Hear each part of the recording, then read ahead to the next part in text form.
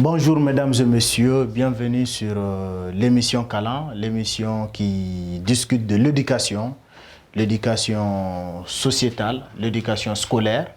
Et cette émission a pour objectif de sensibiliser, d'informer et de former la jeunesse sur l'importance de l'éducation.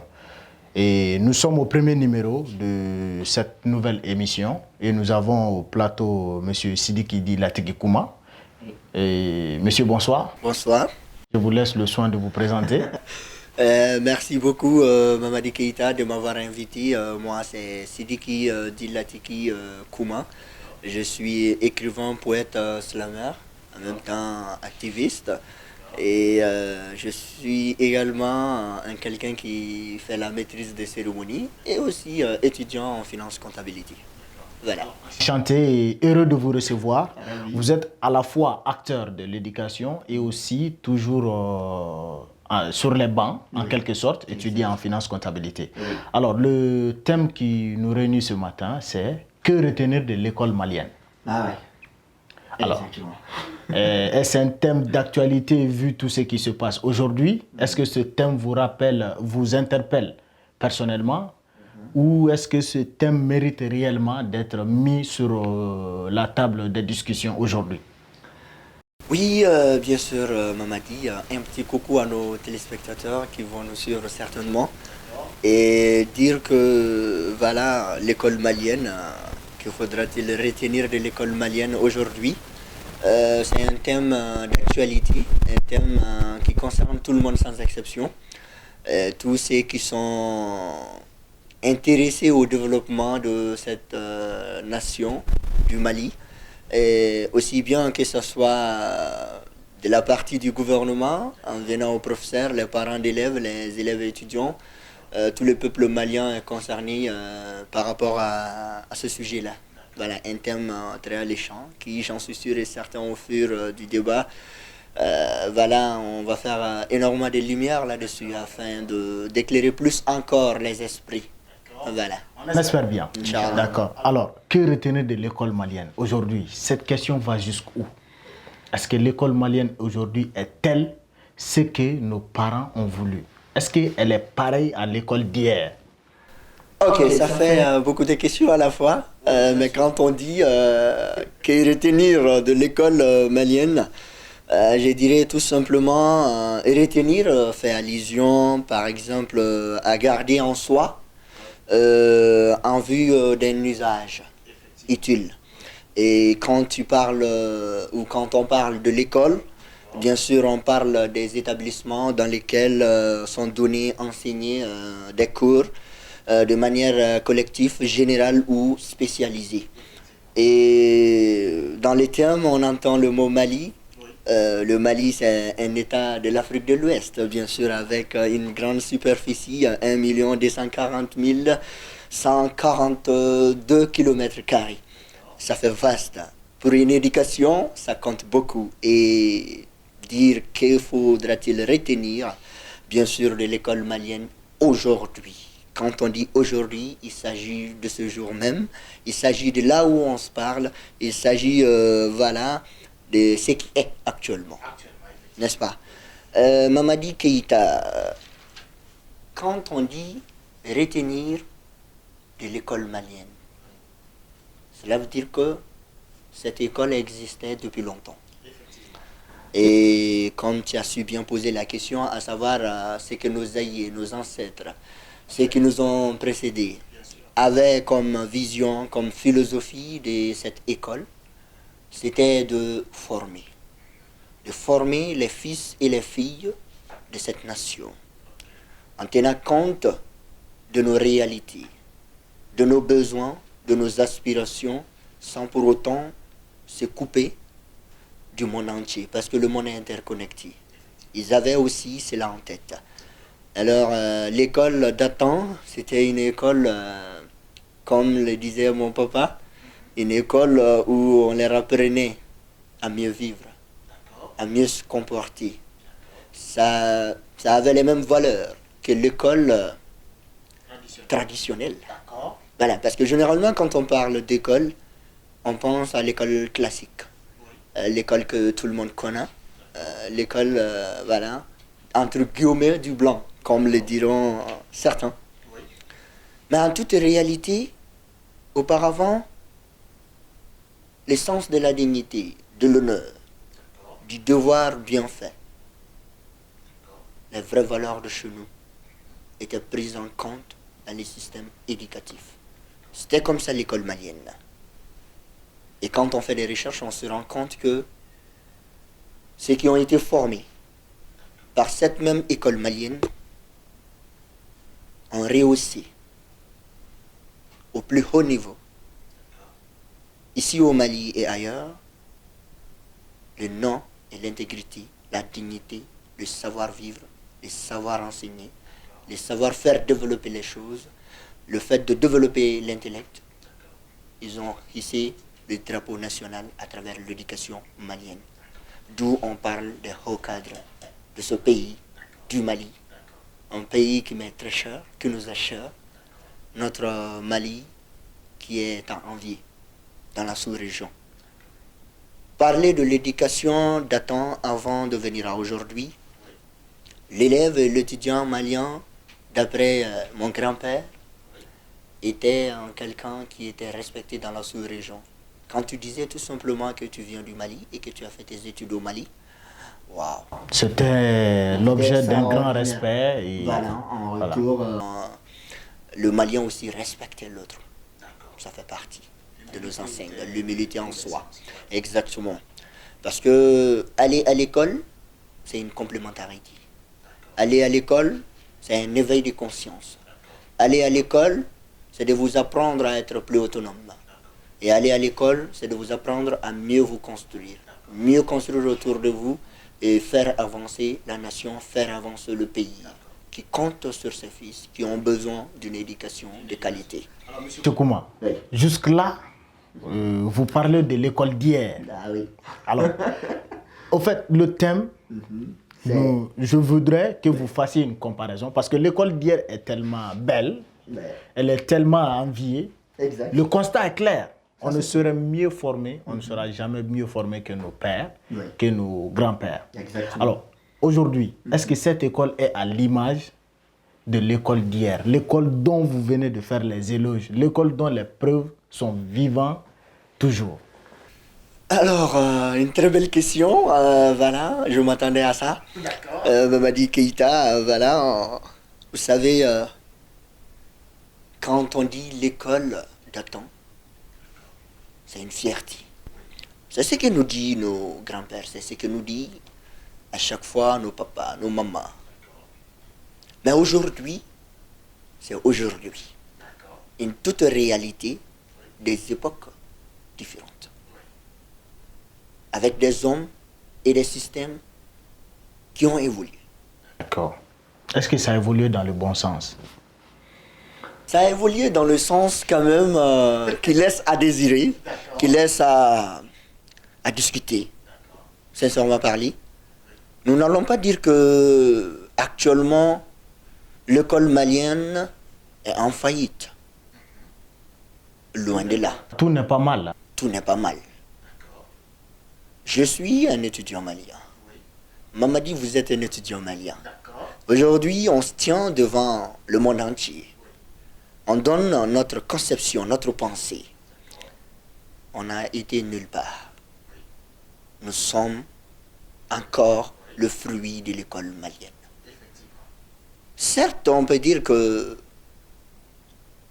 avant et maintenant, le système éducatif a évolué, ce n'est pas pareil. Voilà. L'évolution même en soi fait de telle sorte que la chose qui était n'est plus à changer. Alors, faire une comparaison entre deux époques avec des réalités différentes, des hommes différents, ce n'est pas chose que je souhaiterais dire juste. L'école, auparavant, avait ses qualités, mais ça avait aussi des failles, des défauts. Il faut les reconnaître. Et actuellement, le système éducatif malien, que retenir? Si l'on s'étend à l'écoute du citoyen lambda, tel que je l'ai fait avant de venir sur ce plateau, et d'ailleurs, je vous remercie de m'avoir donné l'opportunité de parler au nom de tout un peuple. Quand on parle aujourd'hui, comme l'a dit Mandela, on dit l'éducation est l'arme la plus puissante pour changer le monde. Fin de citation. Si l'éducation en tant que telle, elle est l'arme la plus puissante pour faire changer le monde, ça c'est lorsqu'elle est dans son contexte.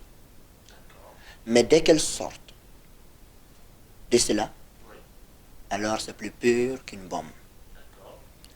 Il faut dire et reconnaître aujourd'hui que notre système éducatif a connu des moments de succès et aussi des moments qui, je dirais... ne font pas trop la fierté. Voilà. Alors, exactement. Moi, je veux vraiment vous amener à dire ça, même si vous ne voulez pas le dire, parce que nous sommes actuellement en crise. L'école traverse une des crises les plus graves, des crises qui se répètent, des crises qui viennent chaque année scolaire. Alors, peut-être on ne peut pas dire qu'on va faire une comparaison systématique entre l'école d'hier et l'école d'aujourd'hui. Et elles n'avaient pas les mêmes réalités qu'aujourd'hui. Et la démographie a augmenté, les défis ont changé. Mais en qualité d'homme, ok, en qualité d'homme, est-ce que cette école d'aujourd'hui est-elle le résultat voulu de l'école d'hier? Dire cela sera une trahison, franchement parlé. Ah oui, voilà.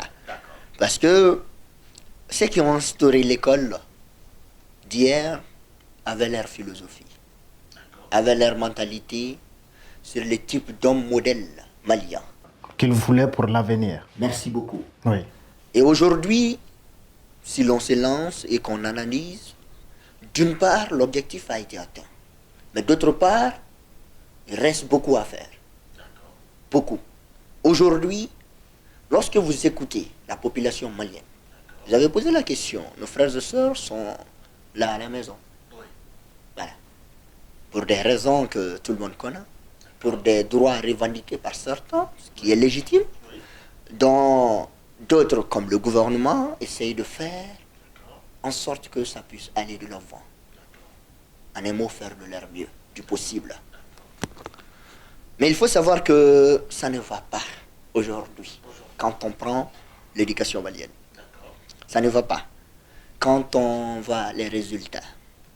Et au-delà de ça, la qualité du type d'enseignant. D'enseignant, la qualité de l'enseignement, d'accord. De l'enseignement, mais aussi... Du type d'enseignant.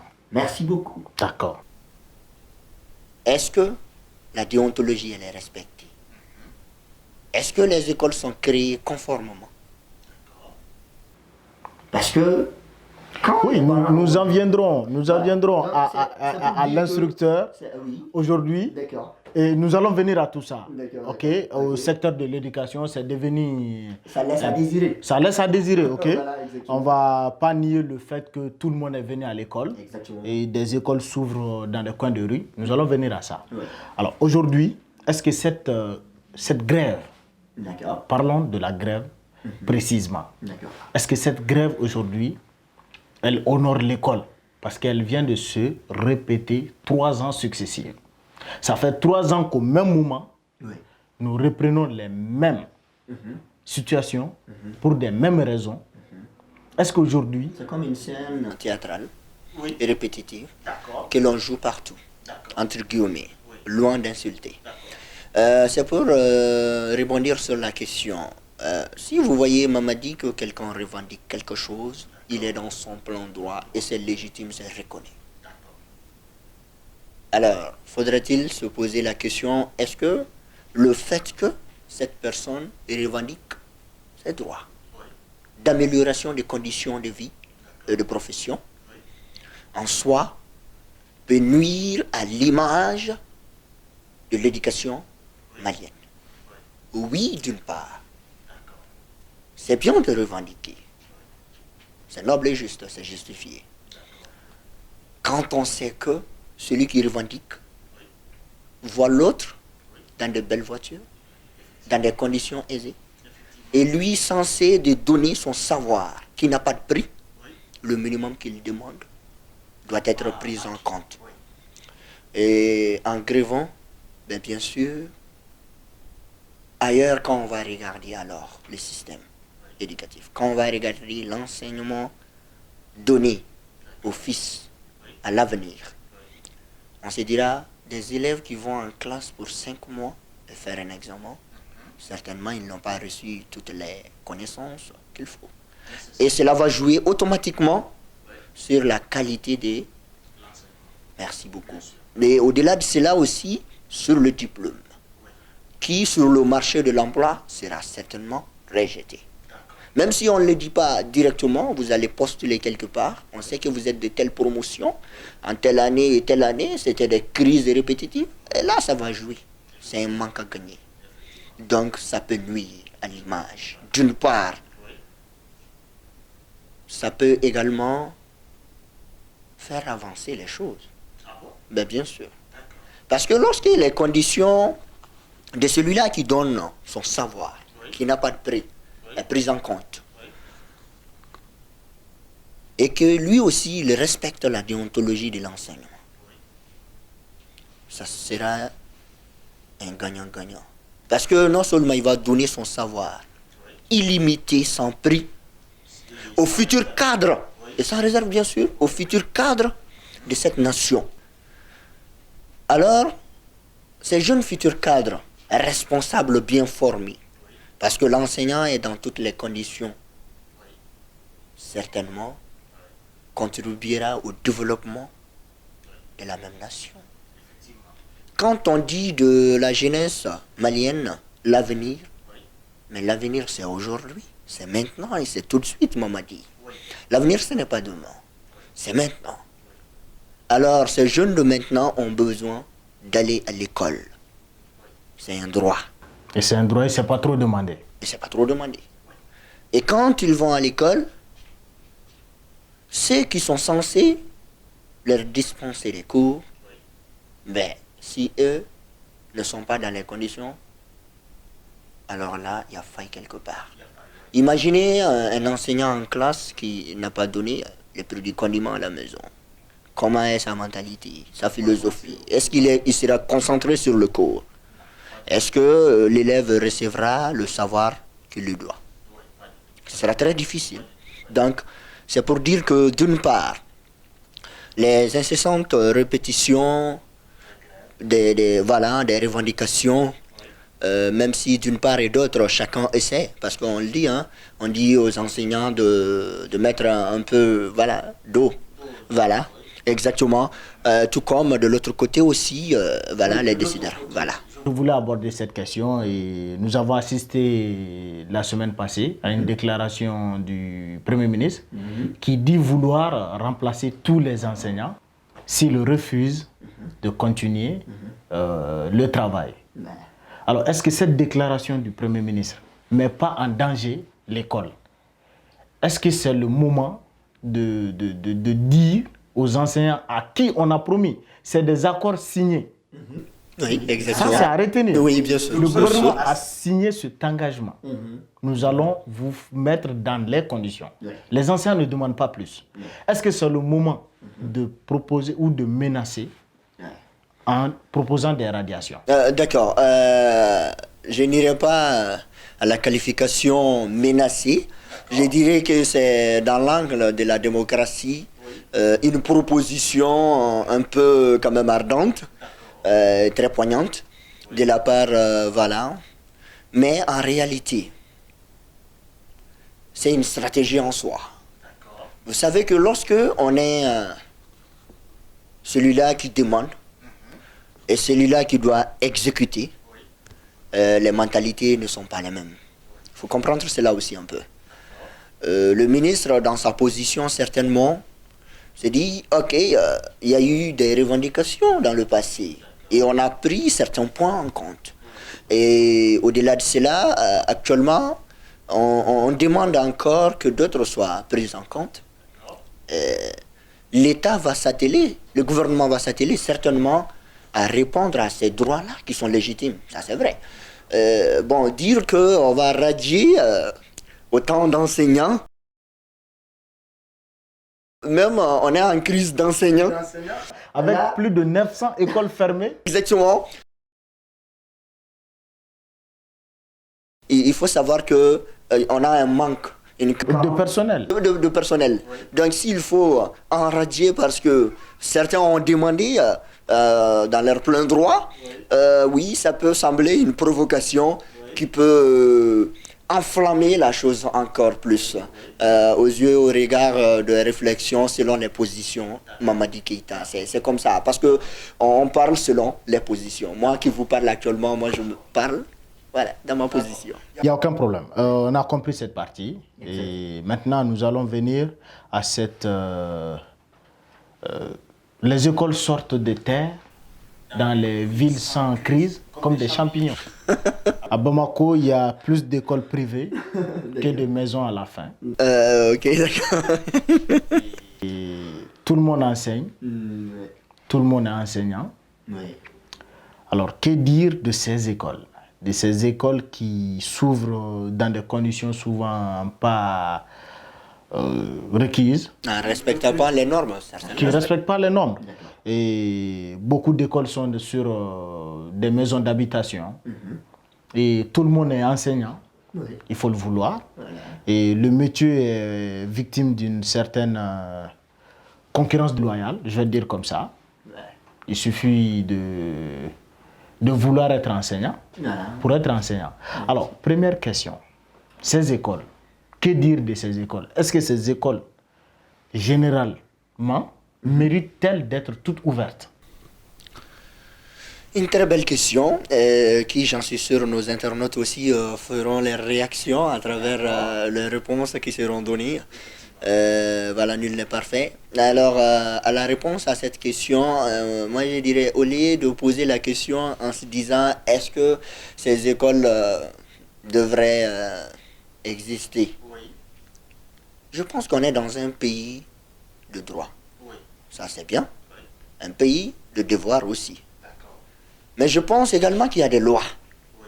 Lorsque quelqu'un envisage d'ouvrir une école, mais la personne doit passer par des étapes quand même. Et si on arrive à brûler certaines de ces étapes, entre guillemets, eh bien, ces écoles-là vont pousser comme des champignons, on m'a dit. C'est pour dire que l'autorité doit faire sa part de responsabilité. Et celui-là, parce que, prenons toujours cette citation-là. C'est la raison pour laquelle j'ai dit. Parce que dire que l'école, c'est la puissance arme, mais ça, c'est une école qui est bien structurée et qui respecte toutes les normes, les règles, les lois en vigueur. Mais lorsque tous ceux-ci sont violés, ce qui est sûr et certain, ce n'est même pas une école. D'accord. C'est un lieu criminel. D'accord. Un lieu où on va enseigner du n'importe quoi. Oui, aux enfants. Aux enfants qui sont appelés à diriger. Où est-ce qu'on veut amener ce pays-là dans ce cas? Donc, d'une part, la responsabilité se situe, voilà, au niveau des autorités. Et d'autre part, celui-là même qui veut ouvrir une école, mais aussi des parents aussi qui acceptent.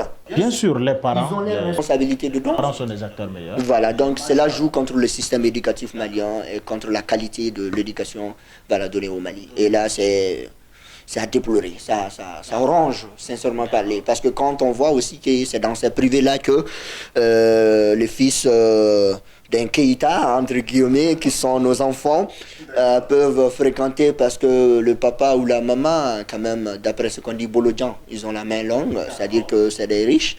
Parce que vous voyez, même cette grève-là concerne nous, les enfants pauvres. C'est nous qui ne partons pas à l'école actuellement. Mais le fils du riche, voilà, lui, il continue à aller à l'école, à apprendre, à s'informer, à être mieux éduqué. D'accord. Alors, là, nous avons parlé globalement de l'école, de l'enseignant. Mais alors, selon vous, M. Kouma, qui doit enseigner? Alors, une question très claire. Doit enseigner la personne qui a été à l'école d'abord, qui a fini ses études, qui, au-delà de finir ses études aussi, a fréquenté des écoles spécialisées dans le domaine de l'instruction. Merci beaucoup. Il y en a plein au Mali. Oui, les IFM, oui, et beaucoup d'universités font aussi des formations tout cela pédagogiques.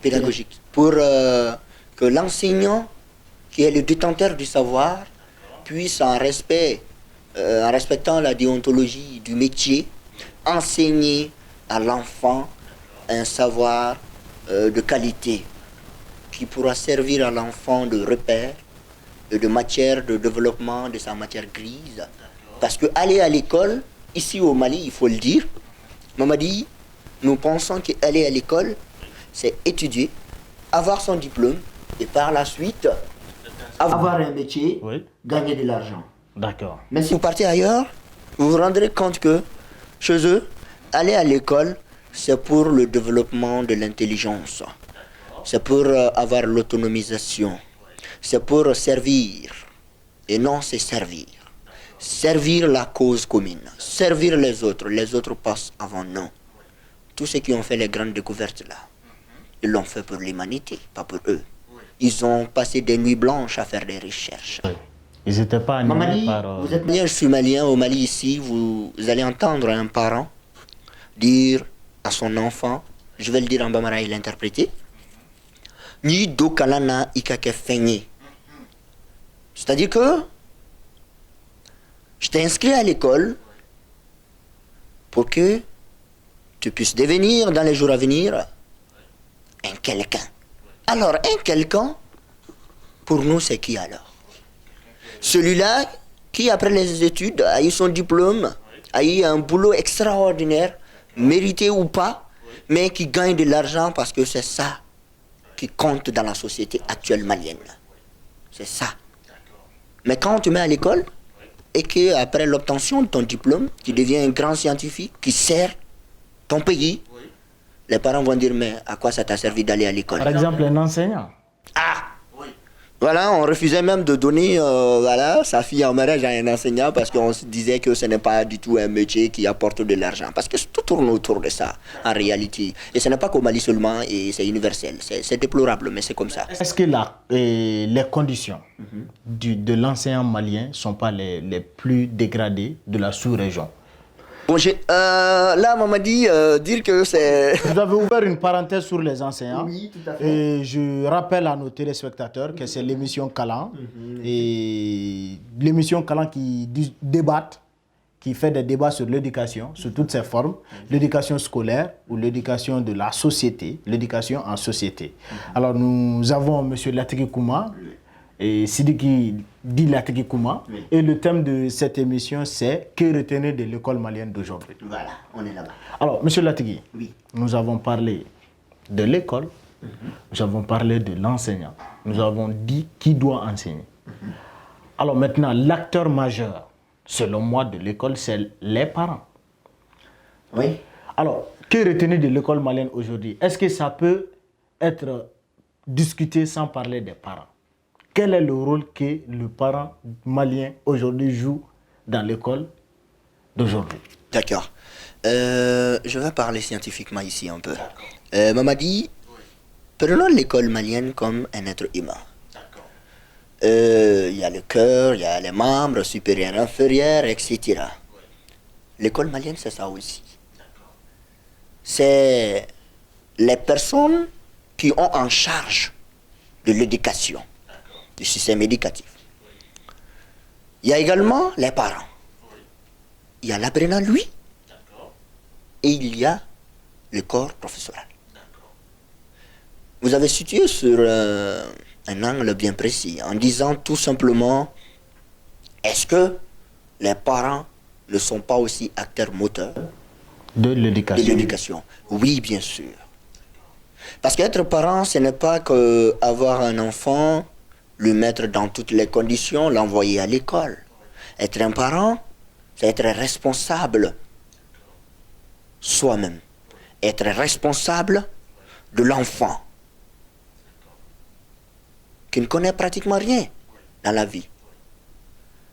Et il ne suffit pas d'envoyer un enfant à l'école. Vous avez votre rôle à jouer. Là-bas, vous remarquerez que dans nos établissements, il y a ce que, oui, scolaires bien sûr, il y a ce qu'on appelle le conseil parental, je pense, qui existe entre l'administration et les parents.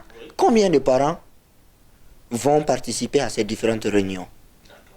Combien de parents s'intéressent à l'enfant quand on dépose l'enfant à l'école, à son retour à la maison? On se dit fatigué, on n'a pas le temps pour les enfants, mais on a le temps pour mettre alors des dangers humains dans la société, c'est ça. Donc c'est toute une irresponsabilité d'une part que le mot ne choque pas de certains parents. Il va falloir le dire et afin qu'on médite là-dessus et trouver des solutions. Vous entendez qu'aujourd'hui, le parent Ne joue pas pleinement son rôle. Aujourd'hui? Oui. D'accord. C'est bel et bien ça, de manière majoritaire. Et il y a des raisons, hein, ça s'explique. Il y en a qui disent qu'on n'a pas de temps. C'est-à-dire qu'on sort du boulot très fatigué, on n'a même pas le temps pour les enfants. Mais attendez. Alors qu'on travaille au final? Pour rien. Au final, c'est pour rien. Parce que vous travaillez pour construire, selon vous, entre guillemets, un avenir meilleur pour l'enfant, l'enfant même qui a eu peu d'instruction, qui va par la suite, voilà. Généralement parce que vous avez manqué du temps pour cet enfant. Pour cet enfant. Je tiens à... Et aussi, sans oublier, il faut ajouter cette parenthèse-là aussi, quand on prend la plupart des parents, voilà, ils se disent qu'on n'a pas été à l'école. Les non scolarisés. Alors, on s'est dit, on n'a pas été à l'école, mais comment on peut, voilà, dire, voilà, à l'éducation de nos enfants. Il suffit pas d'aller à l'école, il suffit d'être responsable. Et on aura des personnes qui vont vous orienter certainement dans la société et dans l'administration. Allez à l'école, demandez, mon fils vient-il ou ma fille vient à l'école à l'heure? Est-ce que, en tant que... Avec les enseignants, elles Et travaillent. beaucoup de choses, cela ne demande pas de l'argent, mais de la conviction, de l'engagement, de la responsabilité. Bon. Alors, Monsieur Latigui, nous ne sommes pas loin de la fin de ce premier numéro. Alors, je tenais à rendre un vibrant hommage à un acte posé par les enfants du Mali qui ont bloqué l'accès du site administratif pour réclamer l'école. Oui. C'est un acte à saluer. Tout à fait. Alors, comme mot de fin, qu'est-ce que vous voulez dire de l'école malienne d'aujourd'hui et qu'est-ce que vous voulez qu'elle devienne? On sait déjà ce qu'elle est. On le sait, en partie. On ne peut pas tout dire voilà, en une heure de temps. D'accord. Alors, qu'est-ce qu'elle doit devenir aujourd'hui? Elle doit devenir une école, pas qui, je dirais, comme elle était dans le temps. Parce que chaque époque, ses hommes, ses réalités, ses défis. Mais elle doit être une école qui doit être à cheval. Je m'explique très bien. Une école qui s'inspire de l'école d'antan et qui vit son temps actuel en s'adaptant et aussi en puisant ailleurs ce qui peut fonctionner chez nous. Parce que quand on étudie, pour avoir une position qui nous permettra de faire développer, de faire avancer une nation, le monde étant interconnecté, l'éducation malienne doit être une éducation aujourd'hui équilibrée. Un pied dans le passé, de son histoire, se reconnaissant dans ses racines, et l'autre dans la modernité, une modernité qui va avec nos réalités. Former des jeunes, faire des formations qui répondent bien sûr à nos réalités, à nos besoins pour le développement. Pas partir à l'école parce qu'on veut apprendre des choses qui ne nous servent pas aujourd'hui. C'est-à-dire qu'on doit aller, selon moi, vers le professionnalisme plus encore. Voilà, au Mali. Au Mali aujourd'hui, sans pour autant mettre fin à ceux qui veulent aller à des études supérieures. Les deux vont ensemble.